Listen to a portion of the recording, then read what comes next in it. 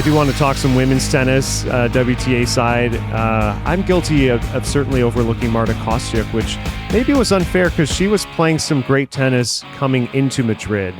She played the previous event, the Open de Rouen, like the small WTA 250 in France, and looked sharp there. Maybe not the same level of opponents, but had some nice wins there against Americans like McNally and Ann Lee.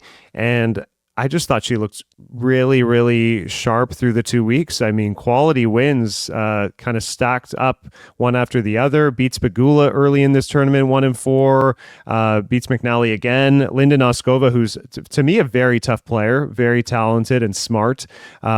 She beats her in straights, and then this interesting semifinal against Potapova, she comes through and leaves Andreeva, unfortunately, in tears after that final, and does apparently, I didn't know it was a signature backflip. This is her thing. She's been doing since juniors. I wasn't aware, but a fun celebration after this title for Marta Kostyuk, who is a surprising WTA 1000 champion, yet at the same time, the career she's kind of slowly been building over the past few years, I'm also not surprised she would eventually get one. She's got a lot going on in her game, Ben. She's always been someone that can play up the court and show her skills at the net, but also move around the court really well. And I do feel that for players who have those different elements to their game, sometimes it can take a little bit more time as they develop those different aspects to get to where they want to be. Considering that she made her first splash as a 15-year-old at the Australian Open, it's quite incredible that the two titles she's just won were tour-level titles, 2 and 3 for her in her singles career. Quite incredible. But she referenced consistency herself. You can see it in terms of her results this season. Yeah, she didn't have any silverware prior to the clay courts, where she's now 11 wins, 0 losses. But she had only lost 4 times compared to 10 times at this point last season. And 3 of those 4 losses were to Aryna Sabalenka and Elena Rybakina, the two best players of the 2026 season thus far. She is still susceptible to, she can be blown off the court. She can come up against an opponent who can just beat her for pace off the ground and maybe for confidence at the back end of sets. But I think she did turn a bit of a corner there in Madrid. She has been a player in the past who has got nervous when she's been close to a big result. But that was why the final for me was so impressive. We mentioned tricky conditions in the Monte Carlo final for Sincaraz. Again, very windy on the women's final day in Madrid. 2 great athletes in Kostyuk and Andreeva who can move well, but it was Kostyuk that really stood out in that department. She is an elite mover. She's one of the best movers on the tour, and was able to make life uncomfortable for Andreeva in that department. I would say that another aspect that did stand out was her forehand really came through strong when she needed it to, which hasn't always been the case for Kostyuk over the years. Andreeva, the forehand for her is the area where it can break down, and she can slice it a bit short. The clay actually tends to help Andreeva in that department because it gives her a little bit more recovery time on the forehand, but you could see her nervousness on that wing in those windy conditions. And Kostyuk, I think from the deuce court, she was serving out wide to Andreeva's forehand a large percentage of the time, and Andreeva didn't have the confidence to really go after that or get onto it. Kostyuk, meanwhile, I remember her getting broken back, I believe, in the second set, and she stepped up with the forehand, powering off forehands, just being willing to assert herself when it counted, and it did give her a little bit of grounding for the back end of both sets. Really impressed with what I saw from her in that final, and it has been a pretty steady build from her across the course of 2026 thus far. Yeah, my big takeaway, at least when I saw her live here in Toronto a couple of years ago, was how fit and strong of an athlete she is. She moves so physically well around the court, great laterally, but also great moving forward. And she gets on the ball quick. She knows how to take time away. So this is a great win for her. My takeaway just from Andreeva and this quote, and we saw her very emotional in this loss. She said, "Every time I lose, it's like the end of the world to me." And I think, she's still very young.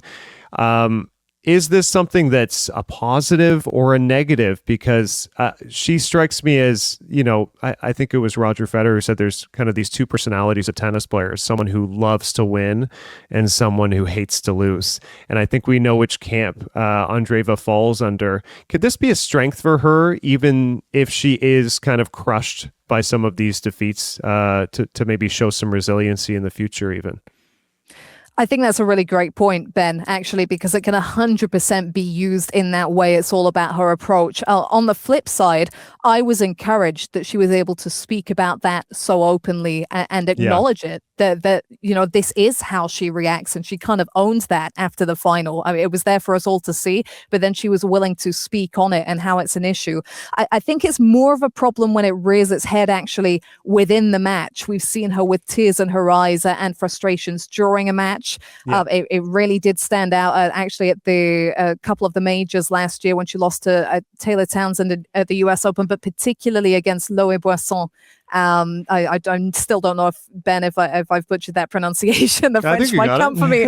But that epic quarterfinal stage at Roland Garros when it was, I mean, I was there commentating. It was like an amphitheater in Court Philippe Chatrier, and it completely got to Andreeva. I think we've seen those moments where you remember what a young girl she still is. She is still in her teens and has largely been gaining even since she broke through and really announced herself in 2023. Even if the steps forward have been smaller as she's got towards the top of the rankings, there's been a lot of building for Andreeva. And coming into this season, this was the first year where she really was looking at having to back up significant achievements, 1,000 titles that she won at the beginning of 2025. That brings a whole different feeling to a player just under that scrutiny and you're having to carry the target where so often she was firing the shots previously. I was very impressed that she managed to pick herself up so well for the clay. Lest we forget, she's already a champion on the dirt this season. She did that at 500 level in Linz. Semi-finals in Stuttgart only ended against Elena Rybakina and really did have her chances in the Madrid final as well. So there's a lot of recent positives for Andreeva, and it really is a case of the perspective that she takes into the future. She has shown intelligence in the way that she's discussed different things off the court. She seems to have a lot going on in her life. We've seen about her new puppy. She's happy to talk about different things that can maybe take away some of the strain once she's actually off the court and away from the heat of the moment. And of course has a great mentor in her corner in the form of Conchita Martinez, who's seen her at her best and seen her at her worst and has been that rock of stability between times.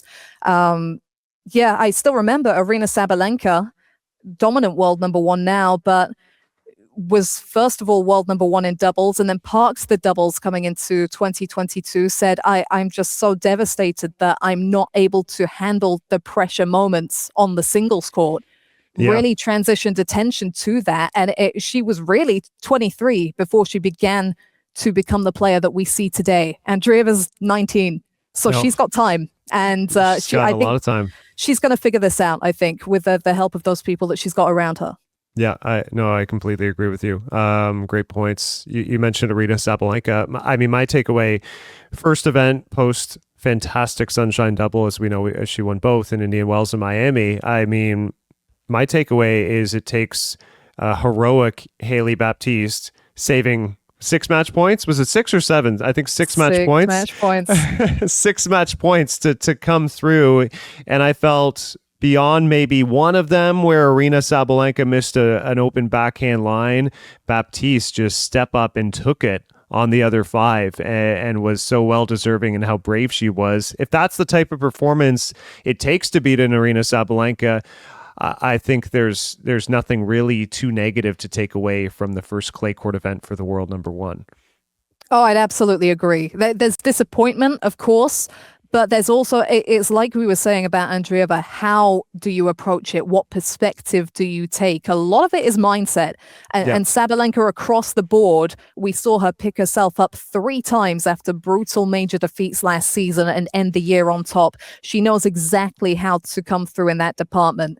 Hat tip to Hailey Baptiste. I was fortunate enough to call her first ever WTA match win back in 2019, which was over Madison Keys. And you could see the exploding potential of her game just in terms of all the assets that she had, being able to play up the court, the flair that she possesses, good conditions for her in Madrid, really able to get that forehand up and utilize the serve. We saw her serve and volley on some of those match points. And what about her mentality? She said that she wasn't feeling confident on the serve, so she just went for it. You can very easily go in the other direction. So she has to be commended for how she was able to embrace the underdog tag in that scenario, even with the match really hanging in the balance. But I do not see that hurting Sabalenka in the long run. I think the moment she walks off that court, the book was closed and she was preparing for the next. Yeah, I'm with you. We got about a minute left here. I'll put you on the spot. If you had 4 women's names as your top 4 contenders for Roland Garros, which 4 are you going with? I always go in with Sabalenka, though she's that hefty world #1. She has the potential to win any tournament that she walks into. Coco Gauff, she's only really a defending champion, and then in the few years prior, only lost to Iga Swiatek, who's a 4-time champion. For that reason, I'm going to put Iga Swiatek in 2, lest we forget she had a troubled clay court season last year and was still able to come through and make semis despite a 3rd-round Rome loss to Danielle Collins. And the 4th name, I might go for Mirra Andreeva. It's very tempting to go for Elena Rybakina because of how she's been able to transfer consistency across the board. But I do feel the conditions might be a little slow for her. She's never gone beyond the quarterfinals, and it might come unstuck there. So I would put Andreeva in as my wild card. Okay. I love that. Abigail, thank you so much for making the time. For those listening, Abigail's in her car and it's almost, it's past midnight in the UK. So she's really pulling out all the stops to speak with us on Matchpoint Canada. So really appreciate your time and all your fantastic insights. You're welcome. Always a pleasure. Thank you for having me. Thanks. You guys have been watching Matchpoint Canada. We will talk to you next time. Thank you guys so much for watching us at Matchpoint Canada. If you like our work, follow along, hit the subscribe button below.